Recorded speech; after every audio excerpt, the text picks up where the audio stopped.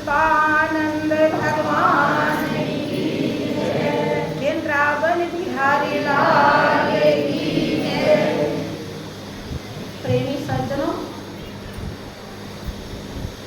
बहुत ही मार्मिक विषय है, गहराई का विषय है।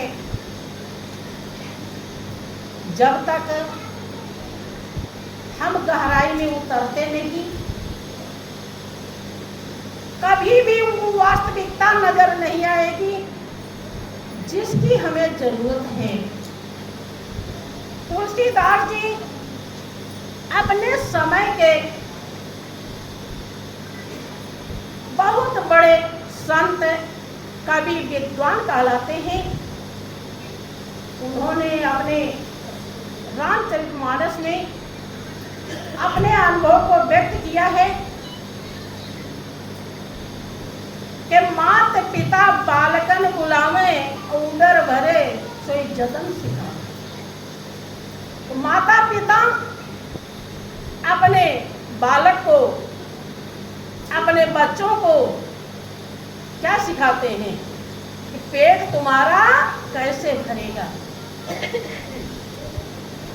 उसमें उल्टा सिखाने वाले भी हैं, उल्टे तरीके से भी भरो और सीधे तरीके से भी। देखो, हम ये नहीं कह रहे, आपका शास्त्र कह रहा है। इसके अलावा इसी में सब कुछ आ जाता है। जितना पूरे जिंदगी भर वो पढ़ाते लिखाते सब कुछ करते, उसका लक्ष्य यही, उदर भरे सोई जतन सिखावे। दुनिया में सतगुरु ही एक ऐसा सत्ता होते हैं, परोपकारी होते हैं, हितैषी होते हैं, सच्चे यार होते हैं, जो सभी दुखों से निवृत्ति दिलाने के लिए आते हैं। अर्थात मेरा और तेरा क्या है, ऐ बंदे तो पहचान ले और पहचान कर इस दुनिया में जी ले, ताकि तुझे कोई बांध ना सके, तेरे सारे बंधन कट जाएं। तो इस दुनिया का जो तेरे लिए मालिक ने दिया है सुख भोग, उस सुख भोग को आप लिप्त होकर के भी ले सकते हैं और निर्लिप्त होकर के भी ले सकते हैं।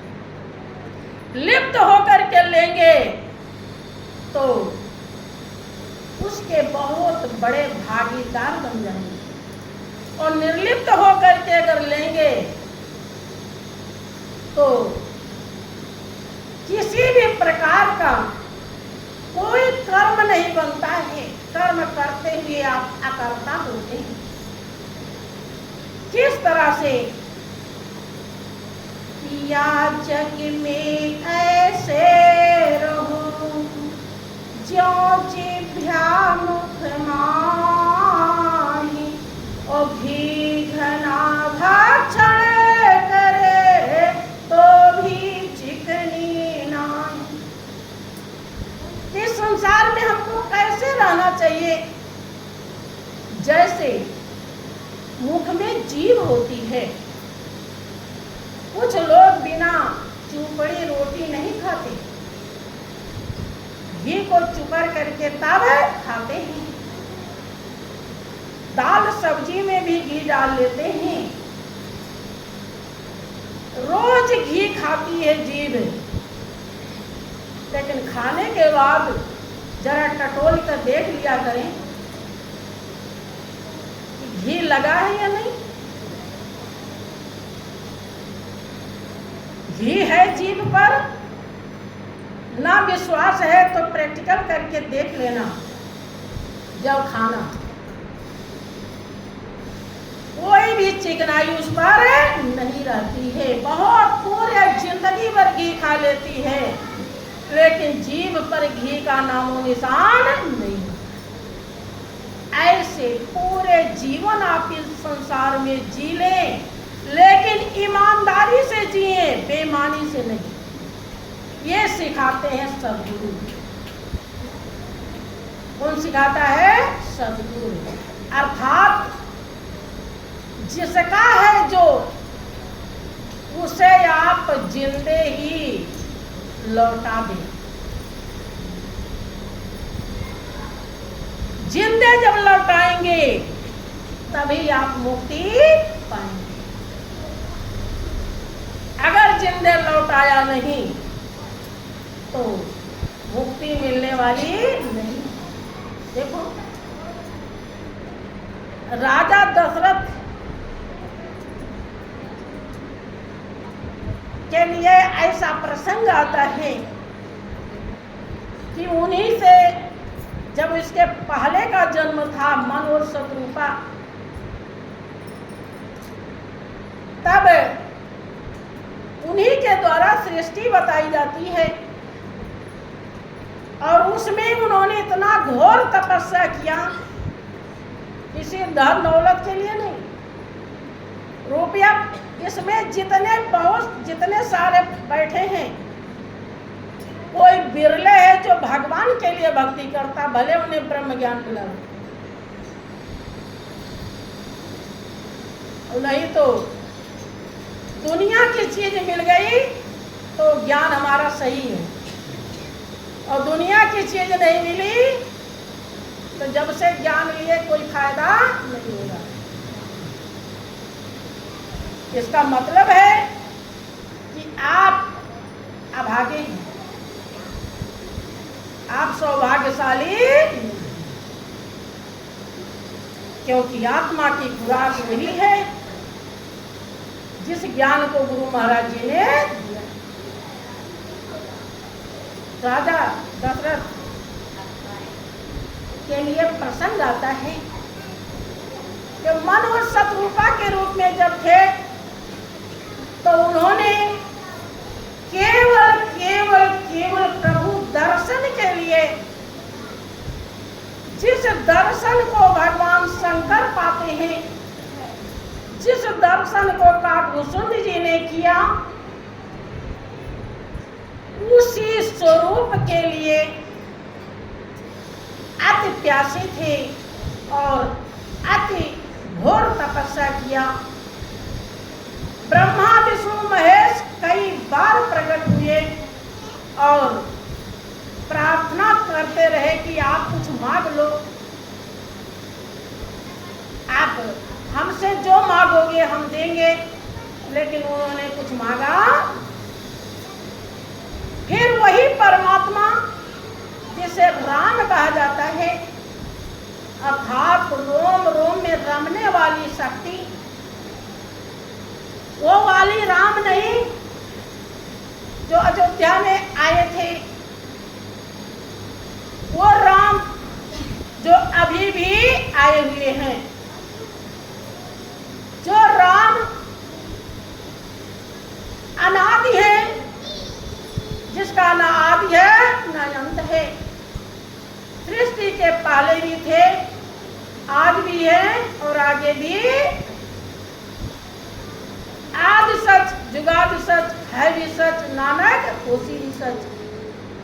तो हमेशा भूत वर्तमान भविष्य तीनों काल में एक रस रहता है। उस राम के दीदार के लिए मन और शत्रुपा तपस्या कर रहे थे और वो राम प्रकट हो जाते हैं। तो उन्हीं राम के लिए उन्होंने वर मांगा कि अब मैं दर्शन से कृतार्थ हो गया हूँ, अब मेरी एक अभिलाषा है कि आप मेरे पुत्र के रूप में आए। आपका धार्मिक ग्रंथ है रामचरितमानस दावा करता है।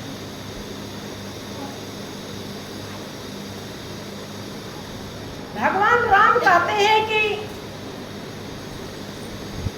मेरे समान तो कोई नहीं है, मुझे ही आना पड़ेगा।